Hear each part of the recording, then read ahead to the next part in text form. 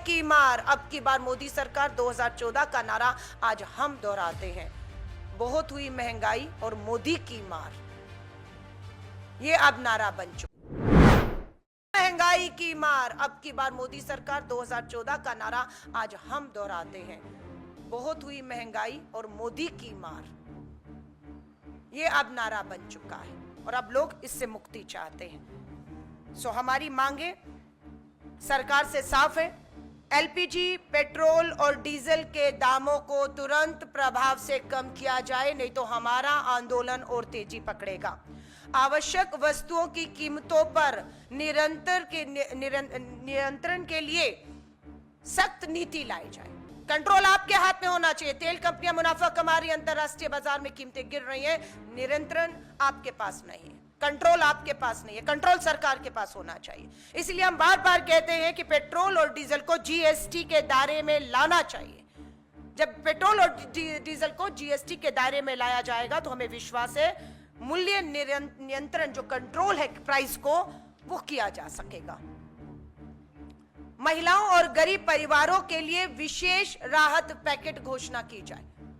बिहार चुनाव है, इसलिए हमारा ज्यादा जो है बिहार के दूर दराज के गांव में जाना हो रहा है और मैं सच मान रही हूं ये महंगाई महामारी बन जाएगी। ये महंगाई महामारी बन सकती है क्योंकि गरीबी है, बेरोजगारी है, महंगाई है। एक वक्त की रोटी उस गांव के गरीब के पास खाने के लिए, उस बच्चों के पास नहीं है। कोई बड़ी बात नहीं, ये महंगाई महामारी मरे और दम तोड़ने शुरू कर दे। एक वक्त की रोटी खा रहे हैं, 10 दिन बिहार के दौरे पर रही और फिर जा रहे हैं और हम सब बिहार के उस गांव में जा रहे हैं और जो हालात बद से बदतर हैं उस धरती पर, वो बताते हुए भी दिखाते हुए भी रोंगटे खड़े होते हैं। लेकिन जाएंगे और देखेंगे और दिखाएंगे भी। इस डबल इंजन की भाजपा सरकार को जगाएंगे कि राहत पैकेज देने की सख्त जरूरत है, नहीं तो महंगाई इस गरीब के लिए महामारी बन सकती है और भूख से मौतें। ऐसा नहीं है कि नहीं हुई है। हंगर इंडेक्स हम लोगों ने देखा है कहां पर खड़ा है कि एक वक्त की रोटी नहीं। महंगाई पर संसद में विशेष सत्र बुलाया जाना चाहिए। उस विशेष सत्र में हमने मांग की, श्वेत पत्र जारी करिए और उस पर पूरी चर्चा करिए और बताइए संसद के पटल से अंतरराष्ट्रीय बाजार में कीमतें क्या हैं, बताइए हमें श्वेत पत्र लाकर। क्यों कीमतें लगातार बढ़ाई जा रही हैं, बताइए। क्यों तेल कंपनियों को लाभ हो रहा है, क्यों आम गरीब जो है वो त्रस्त है, क्यों आधी आबादी त्राही कर रही है और उसे सुनने वाला कोई नहीं है। हमने 12-13 राज्यों में पिछले 1-2 दिनों में आंदोलन किया है। हम अगले 1-2 दिन में देश के 28 राज्यों और 8 केंद्र शासित राज्यों में 36 के 36 में और मैं खुद बिहार, पटना में इस आंदोलन में हिस्सा लेने जा रही हूँ। मैं आप सभी साथियों का धन्यवाद करती हूँ। सिर्फ इसी से संबंधित, इसी मुद्दे से संबंधित, क्योंकि अपने आप में मुद्दा बहुत गंभीर है। मैं इसकी गंभीरता समझ रही हूँ, उम्मीद कर रही हूँ आप भी इसकी गंभीरता समझेंगे कि महंगाई महामारी बन सकती है। इसलिए सरकार को भी समझना समय रहते जरूरी है। हमने अपनी मांगों को रखा है, हमने तुलना की है अपने समय में और अब के समय की कीमतों में। हम लोगों ने आंदोलन के रूप में इसे लिया है, हम हल्के में नहीं बैठेंगे। इन सब चीजों के बाद आपके इसी से संबंधित कोई भी सवाल हो, मैं आपके सवालों का स्वागत करती हूँ। धन्यवाद।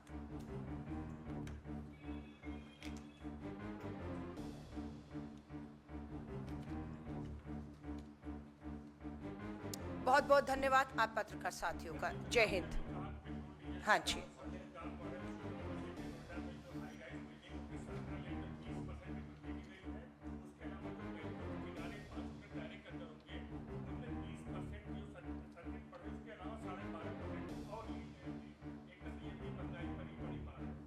देखिए हमारा नारा होता था रोटी, कपड़ा और मकान। गरीब को ये जो सुविधाएं हैं, जो उसका एक हक है, संवैधानिक कहें, मानवीय कहें, एक हक है, ये हक इस सरकार ने उनसे छीन लिया है।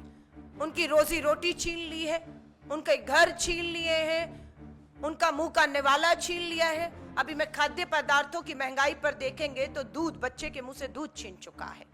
गरीब की थाली में से दाल गायब है। तो ये मकान की जो कीमतों पे आप बात कर रहे हैं, मैं बिल्कुल कह रही हूँ ये सरकार सोई हुई है, ये सरकार हल्के में ले रही है। लोगों में गुस्सा और रोष लगातार बढ़ रहा है और ये उस गुस्से और रोष को कहीं और ले जाने का जो है वो साधन कर रहे हैं, जो हम पिछले 2-3 दिनों से जो तांडव सड़कों पे हो रहा है, जो बेरोजगार युवाओं की एक फौज खड़ी हो चुकी है, जो महंगाई बेरोजगारी से त्रस्त है, गुस्से में उसका गुस्सा हाथ में हथियार देकर त्योहारों में किस तरीके से निकाल कर एक दूसरे से लड़वाने में जो है वो ध्यान भटकाने की कोशिश की जा रही है। मैं फिर कह रही हूँ, इस सरकार को चेता रहे हैं, चाहे मकान की बात हो, चाहे रोटी और कपड़े रोजगार की बात हो।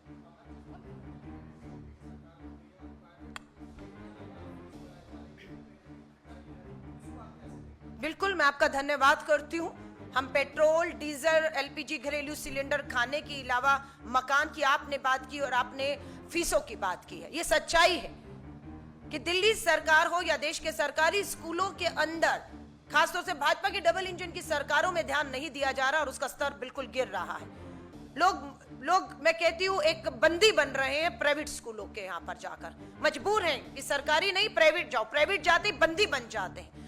आर्थिक आतंक है वहां पर, हर चीज पे स्कूल का बस्ता यहां से लीजिए, यूनिफॉर्म यहां से लीजिए, किताबें यहां से लीजिए, इस नाम पर उस नाम पर और फीसों के नाम पर एक खुला निजी स्कूलों का खेल चल रहा है, जिसपे इन सरकारों ने आंखें मूंद ली हैं। और मुझे ये लगता है कि उसमें अधिकतर, मैं कौन सी पार्टी है नहीं कहूंगी, पर मैं ये कहूंगी निजी स्कूलों को चलाने में भी राजनीतिक दलों के बड़े नेताओं की एक भागीदारी है। मात्र मुझे लगता है उसके दबाव में भी चलते हुए इन प्राइवेट स्कूलों की फीसों पर लगाम नहीं लगाया जा रहा है। और यहाँ तक मैंने देखा है, जिस तरीके के स्कूल में प्रवेश से, पढ़ाई पे सिर्फ फीस न भरने की वजह से जो है उन्हें शिक्षा के अधिकार से वंचित रखा जा रहा है, इसे स्वीकार नहीं किया जाएगा। कांग्रेस की सरकार थी जब राइट टू फूड लेकर आई, तब शिक्षा का अधिकार, स्वास्थ्य का अधिकार भी लेकर आई, हर गरीब के लिए लेकर आई, और उस अधिकार से, जो संवैधानिक अधिकार है, उससे हम इन्हें वंचित, देश की आधी आबादी को, लोगों को नहीं रहने देंगे। हम लड़ेंगे। अलका मैम, एक देखिए, जब हम महंगाई की बात करते हैं तो बड़ी फीसों की कीमतों पर महंगाई बिल्कुल इस पे हो, तो ओवरऑल मकान की कीमतें बढ़ रही हैं, खाने की चीजें, पेट्रोल, डीजल, स्वाभाविक है। महंगाई के ये सब मुद्दे हैं, इन सब मुद्दों पर लेकर हम पूरे देशव्यापी आंदोलन जो है करने की ठानी है, जो शुरुआत हो चुकी है। मैम, आप व्हाइट पेपर की डिमांड कर रही हैं, इन्वेस्टिगेशन की भी डिमांड कर रही हैं, प्राइस राइज का मुद्दा लगातार कांग्रेस पार्टी उठाती हुई नजर आई है, लेकिन जिस तरीके से प्रधानमंत्री की तरफ से स्टेटमेंट्स आ रही है, कांग्रेस को टारगेट कर रहे हैं। अभी कल ही हमने देखा कि उन्होंने किस तरीके से कहा कि Congress party vote bank politics कर रही है, मुस्लिम प्रेसिडेंट क्यों नहीं बनाती है, 50% रिजर्वेशन मुस्लिम्स को क्यों नहीं देती है। इन सब मुद्दों को जिस तरीके से प्रधानमंत्री उठाते हुए नजर आ रहे, कांग्रेस के ऊपर अटैक करते हुए, इस पर आप क्या जवाब देना चाहेंगे? देखिए, मुझे बहुत चिंता और दुर्भाग्य की बात है, कहना पड़ रहा है कि देश के सर्वोच्च पद पर ऐसा व्यक्ति बैठा है जो देश के गंभीर मुद्दों पर चर्चा करने की बजाय बेरोजगारी, महंगाई, महिलाओं के साथ जिस तरह से उत्तर प्रदेश की धरती पर हो रहा है, उस पे चर्चा करने की बजाय इन मेन मुद्दों से ध्यान भटकाने के लिए कोई और नहीं, इस देश की सर्वोच्च पद पर बैठा एक खुद व्यक्ति कर रहा है। और नाम कहने से मैं डरूंगी नहीं, उनका नाम प्रधानमंत्री नरेंद्र मोदी है। ये आदमी ही है ना? दुर्भाग्य है, वो आज देश के प्रधानमंत्री हैं, और वो देश का प्रधानमंत्री महंगाई और बेरोजगारी पे बात नहीं करेंगे, महिलाओं की सुरक्षा पे बात नहीं करेंगे, वो हिंदू और मुस्लिम पर बात करते हैं। और इसी का खामियाजा उन्हें 2024 में उठाना पड़ा है। मैं सीधा आंख में आंख डालकर प्रधानमंत्री नरेंद्र मोदी जी आपसे कह रही हूं, सुधर जाइए। 2024 में आपने महिलाओं को डराया था, उस आधी आबादी को जो आपसे महंगाई से राहत मांगने आती थी, आपने उल्टा उन्हें डराना शुरू कर दिया। आपका मंगलसूत्र खतरे में है, आपका मंगलसूत्र खतरे में है, वो महिलाओं को डरा दिया आपने, ये कहते हुए अपने वोटों की राजनीति के लिए। और वो भूल गई कि मैं महंगाई से परेशान हूं, मेरे बच्चों को रोटी नहीं मिल पा रही, वो भूख से तड़प के जान दे सकते हैं, लेकिन आपने उसको डराकर वापस भेज दिया कि मंगलसूत्र खतरे में। और आपको मुंह तोड़ जवाब मिला 24 के चुनाव में। अब की बार 400 पार का नारा था, प्रधानमंत्री नरेंद्र मोदी जी आपका डराने का काम कर रहे थे, आप महिलाओं को, आधी आबादी को। मुंह तोड़ जवाब मिला और बहुमत के लाले पड़ गए। प्रधानमंत्री नरेंद्र मोदी जी, आपको बहुमत नहीं मिला, बैसाखियों के दम पर आपकी सरकार चल रही है। आपके बिहार में सहयोगी ने अभी आपसे पल्ला झाड़ दिया है, और मैं विश्वास कह रही हूं, अगर आपने अभी भी महंगाई, बेरोजगारी, महिला सुरक्षा पर समय रहते प्रधानमंत्री नरेंद्र मोदी जी काम नहीं किया, बिहार से तो आपका पलायन, आपका जाना तय हो चुका है। और बिहार के बाद वो जो एक बैसाखी बिहार की है, दूसरी आंध्र प्रदेश की है, ये बिहार की बैसाखी गिरते ही प्रधानमंत्री नरेंद्र मोदी जी आपकी केंद्र की सरकार लड़खड़ाने वाली है और आप गिरने वाले हैं, आपकी सरकार गिरने वाली है। इसलिए मैं कहूंगी हाथ जोड़कर, ये धर्म के नाम पर उकसाना, लड़वाना, देश को जलाना, मुद्दों से भटकाने का काम बंद कर दीजिए। आप देश के प्रधानमंत्री हैं, आप देश के सर्वोच्च पद पर बैठे हैं, आपको ये भाषा शोभा नहीं देती है। मैं आपसे अंतिम बार हाथ जोड़कर अपील कर रही हूं, और उसके बाद भी अगर आपने इन महिलाओं को डराने का, भड़काने का, हिंसा के लिए और इनके मुद्दों को नजरअंदाज करने का काम किया, तो ये जुड़े हुए हाथ एक बुलंद बंद मुट्ठी बनकर आपको चुनौती देते हुए दिखेंगे, मैं ये